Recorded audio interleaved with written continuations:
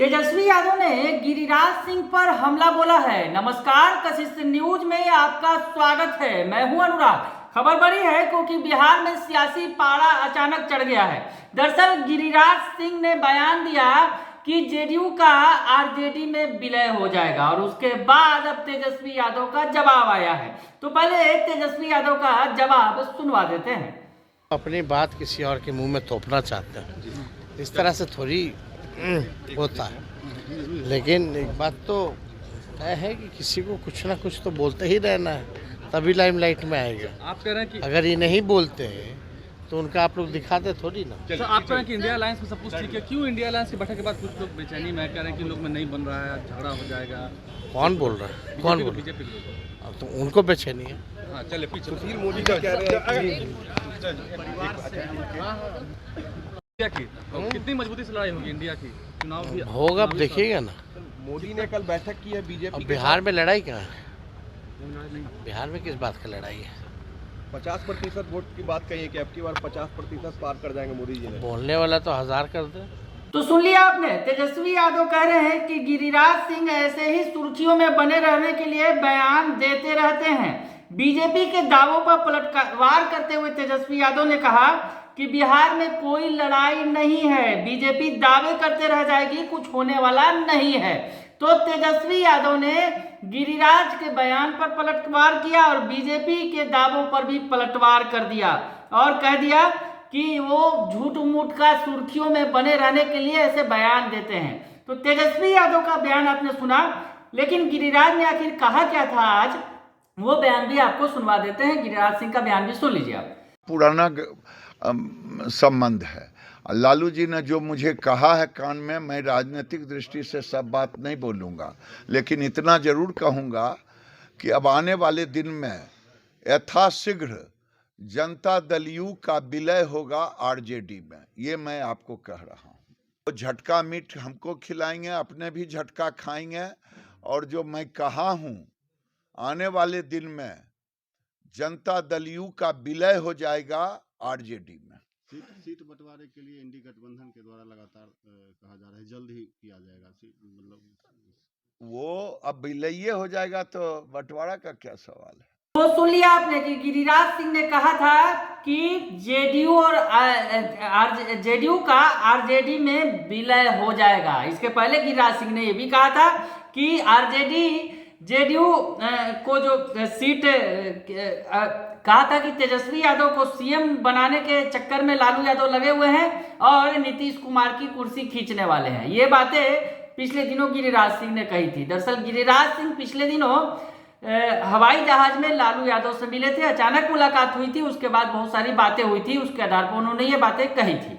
ये बात तो हो गई गिरिराज बनाम तेजस्वी की, लेकिन दूसरी तरफ एक और बीजेपी के बड़े नेता केंद्रीय मंत्री आरके सिंह ने भी बड़ी बात कह दी है नीतीश कुमार को लेकर। आरके सिंह क्या कह रहे हैं, सुन लीजिए आप। इंडिया गठबंधन प्रारंभ से हम कह रहे थे कि इंडिया गठबंधन का कहीं कोई मतलब है नहीं। उसमें अलग अलग प्रांत के नेता हैं, कोई राष्ट्रीय नेता है नहीं और सभी की महत्वाकांक्षा है। तो इंडिया गठबंधन वैसे ही है, कहीं कुछ है नहीं। सर, केसी त्यागी ने एक बड़ा बयान दे दिया है कि जब इंडिया गठबंधन में ये तय हुआ ही नहीं था कि किसके चेहरे पर चुनाव लड़ा जाएगा, तो फिर ममता बनर्जी ने आनंद फानंद में क्यों कर दिया? कहीं ना कहीं नीतीश जी को हाथ पहुंचाने के लिए किया गया। ये अलग अलग लोगों के अलग अलग महत्वाकांक्षा है और ममता बनर्जी तो खैर ये नहीं चाहती होंगी कि हाँ कोई और नेता बन जाए, तो उसमें डिफरेंसेस होंगे, इंडिया गठबंधन में डिफरेंसेस होंगे। उनके पास वैसे भी कोई नेता है ही नहीं। हमको नहीं लगता है कि कोई ऐसा नेता है जो कि राष्ट्रीय नेता का कद का हो, चाहे भाई खड़गे जी हों, चाहे ममता बनर्जी हो। ममता बनर्जी बंगाल में नेता हो सकती हैं, उत्तर प्रदेश में या मध्य प्रदेश में कहीं उनका कोई वजूद नहीं है, साउथ में तो छोड़ ही दीजिए। इसी तरह से विभिन्न जो नेतागण हैं उनका कहीं कोई वजूद नहीं। खड़गे जी का यहाँ कोई वजूद है क्या? या उत्तर प्रदेश में कहीं वजूद है क्या? राष्ट्र में और कहाँ वजूद है साहब? कर्नाटक में भले वजूद नहीं है, तो ये खड़गे जी कहाँ से राष्ट्रीय नेता हो जाएंगे? उनके पास राष्ट्रीय नेता ही नहीं। राहुल गांधी वैसे ही रिजाइन कर गए कि हाँ साहब सो राष्ट्रीय नेता नहीं है, तो वैसा ही है। बिहार में अपराध बढ़ रहा है बहुत तेजी से। नीतीश कुमार जी देखिए, ये अब यहाँ पर शासन चलाना प्रायः छोड़ चुके हैं। ये अब ये प्रशासन पर ध्यान देते ही नहीं है। अपराध हो, भ्रष्टाचार हो, एकदम चरम सीमा पर ये और नीतीश जी का हमको लगता है कि बहुत स्रोतों से हमको खबर लगी है कि उनका स्वास्थ्य भी सही नहीं है। वो बातें भूल जाते हैं, कुछ कहने का कुछ को देते हैं, जैसे असेंबली में हुआ है। तो जदयू को भी सोचना होगा। हमको लगता है कि तो वो अब इस लायक नहीं है कि मुख्यमंत्री बने रहें, जो हमको समझ में आता है। कोई भी व्यक्ति इस प्रकार का बयान नहीं दे सकता था जो कि असेंबली में उन्होंने दिया। सर, सीट शेयरिंग का मुद्दा भी ये हो सकता है। लालू जी ने कहा जल्दी सीट शेयरिंग हो जाएगी, लग रहा है कि कुछ हो जाएगा। हमको लगता है कि नीतीश जी को बहुत कम सीट पर संतोष करना पड़ेगा। हमको यही लगता है। और नीतीश जी बहुत बड़ी गलती की है, लेकिन अब ये उनकी गलती है। और ये पहली गलती नहीं थी, तो 3 बार 4 बार ये अपना दल बदल कर चुके हैं। तो सुना आपने कि आर.के. सिंह जो कह रहे हैं नीतीश कुमार के बारे में कि नीतीश कुमार ने एनडीए छोड़कर बड़ी गलती कर दी है। सीट शेयरिंग में नीतीश जी की पार्टी को बहुत कम सीटों पर संतोष करना पड़ेगा।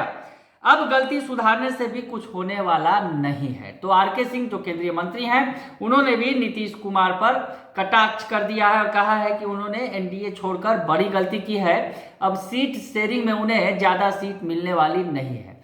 तो अब ये लड़ाई जो है, सियासी लड़ाई रंग लेने लगी है, क्योंकि लोकसभा चुनाव 2024 पास आते जा रहा है। और ऐसे में जिस तरह से इंडिया गठबंधन के अंदर सीटों की शेयरिंग पर अब मामला सुलझने की स्थिति में है, क्योंकि कम समय दिया गया है सभी दलों को कि आप अपने सीटों का मसला सुलझा लें। तो ऐसे में अब ये जो आर पार की लड़ाई अब बढ़ती ही चली जा रही है और बीजेपी और बनाम इंडिया के जो दल हैं वो आमने सामने दिख रहे हैं। बने रहिए कशिश न्यूज के साथ। तमाम खबरों से आपको अपडेट रखेंगे। फिलहाल के लिए इतना ही। धन्यवाद।